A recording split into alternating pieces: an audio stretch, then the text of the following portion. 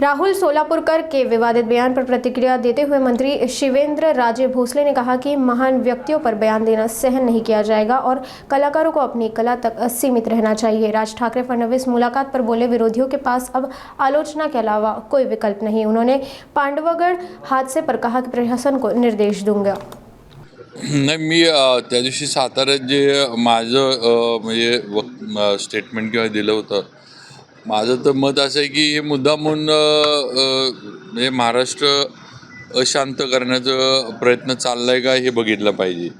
एकीकडं छत्रपती शिवाजी महाराज, त्याच्यानंतर डॉक्टर बाबासाहेब आंबेडकर, आता एखाद्या दिवस उद्या महात्मा फुलेंवर काहीतरी येईल आणि कुणावर काहीतरी येईल। मग असं हे जे आहे हे मुद्दामून राज्यामध्ये अशांतता काही मार्गानं पसरवायची का, हा प्रयत्न चालला आहे का हे, आणि हे सरकारनं कार्यवाही तर केलीच पाहिजे।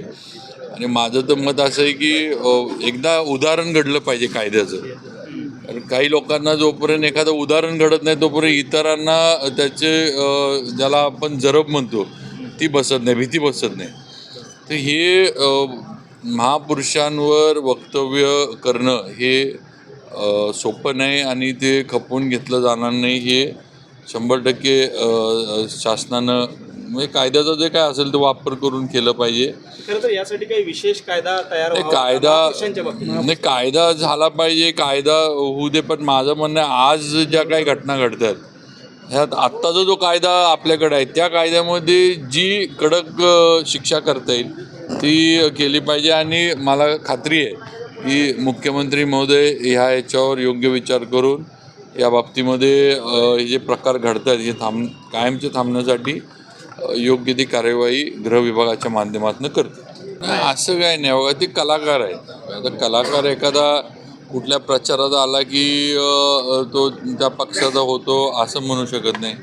कलाकार आहेत आणि आपल्याला कलाकारांचा मान सन्मान आपण सगळेजण ठेवतो, पण कलाकारांनी पण त्यांच्या कलेच्या पुरतं थोडं मर्यादित राहावं।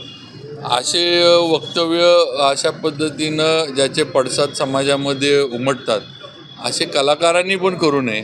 हे थोडं कलाकारांनी पण जपलं पाहिजे।